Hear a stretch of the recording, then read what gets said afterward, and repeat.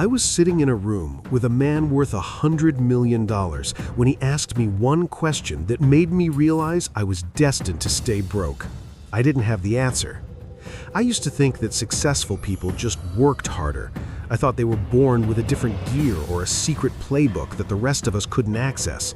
But then I saw that man packing boxes on his hands and knees on a hard cement floor.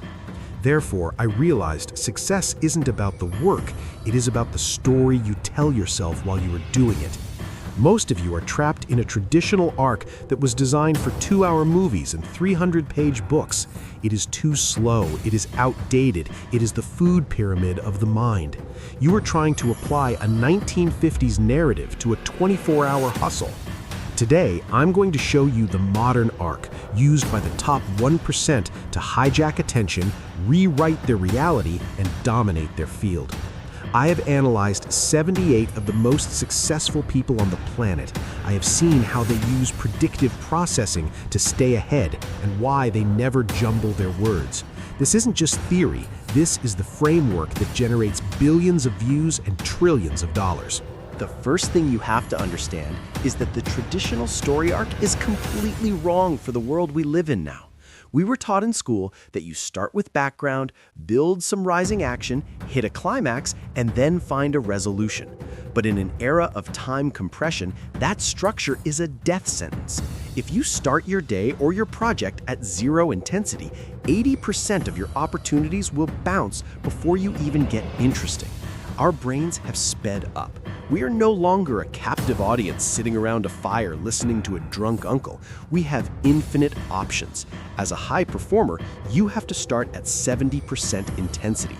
You skip the backstory. You drop yourself and your audience straight into the action. Are you typing? Are you walking? Are you closing the deal? Those small physical actions pull people into the trenches with you. They show the world that you are not wasting their time. You are taking them straight into the heart of the story. This brings us to the most common mistake beginners make. They jumble the W's. They lead with the icing instead of the cake.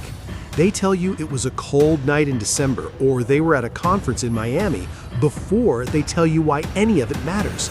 This is a mistake. High achievers lead with the what and the why. They lead with the stakes. They tell you that the future of the industry is changing before they mention who said it or where they were standing. If you don't start with what is happening and why it matters, people's invisible timers will hit 0 and they will check out. You have to give them a reason to opt into your vision immediately. The where and the when are just color. They are the icing. You never lead with the icing. You lead with the cake. But once you have someone's attention, you have to keep it. You have to master the dance between context and conflict.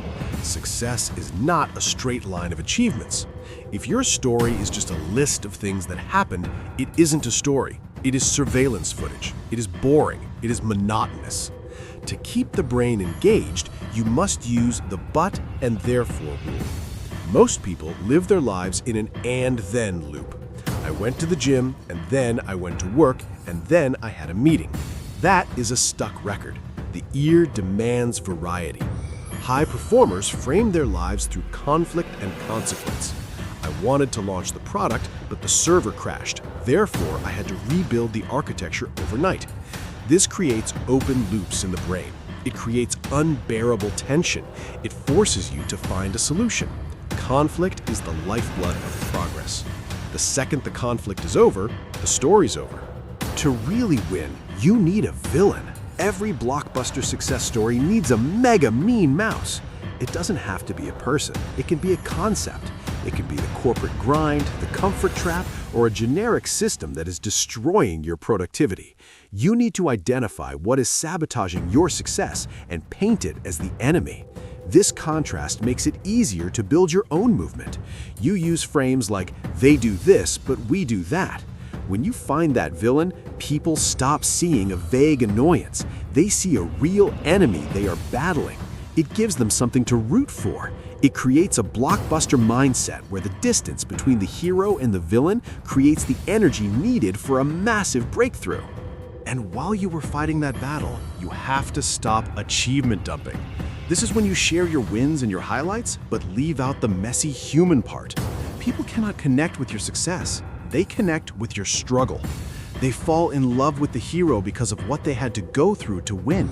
When you share a win, you must pair it with a cost. You closed $1 million deal? Great. But tell me about the 2 times you were rejected and how you were terrified before the final pitch. That is the human part. That is the journey. But here is the secret of the top 1%. You must speak from the scar, not the wound. You only share your vulnerable stories once you have processed the emotion. If you share while you are still bleeding, the audience feels responsible for your healing. They become your therapist instead of your students. You must test your story in safe environments, stabilize your emotions, and then lead with the lesson. Scars tell better stories than wounds because they show that the healing is complete and the wisdom is earned. Now, I want to give you a counterintuitive truth. The hero's journey is the mindset of a loser. In the traditional hero's journey, the protagonist is reactive. They wait for a call to adventure. They wait for the world to happen to them. Successful people use the scene thief mindset. They don't wait for their own movie to start. They find high-leverage scenes in other people's stories, and they steal the spotlight through massive value add. They don't wait to be the lead character. They enter the room, solve a problem no one else can see, and suddenly the world of the script feels bigger because they are in it.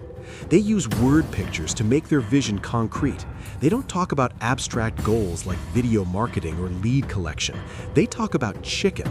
They use words that can be stored twice in the brain, once as a verbal code and once as a visual image. Dual coding is the reason some ideas are twice as memorable as others. If you can't see it in your mind's eye, it doesn't exist. As you move through your day, you have to remember that success is a rhythm. It is a piece of music. If you speak and act in monotonous 5-word sentences, you will become a drone. You have to vary your intensity. You use short, punchy actions, and then you engage in a long, sustained effort that burns with energy. You create a sound that pleases the ear and a pace that keeps the mind from churning. You write your own script with a jagged edge, ensuring that no 2 moments are the same length. You treat every detail like Chekhov's gun. If you introduce a detail in the first act, it must be fired by the 3rd. Every detail you emphasize is a promise to yourself that must be paid off. Unfinished tasks breed frustration, but paid-off loops breed trust. Finally, you have to work backward from the end. You figure out your last line, the last dab before you even start. What do you want the final takeaway to be? What is the one thing you want the world to remember? Most people never pick up the phone. They never ask. That is what separates the people who do things from the people who just dream about them. Success isn't a destination you reach after a long backstory. It is a series of moments where you choose to be the protagonist. If you vary your intensity and stop waiting for a call to adventure, you will realize the door was never locked. You just hadn't written yourself into the room yet. Stop summarizing your goals and start replaying the dialogue of your future self. Money is a cruel mistress if you don't pay attention to her, but life is even crueler if you don't take control of the narrative. This is the modern arc. This is how you stay hooked on the game. This is how you win.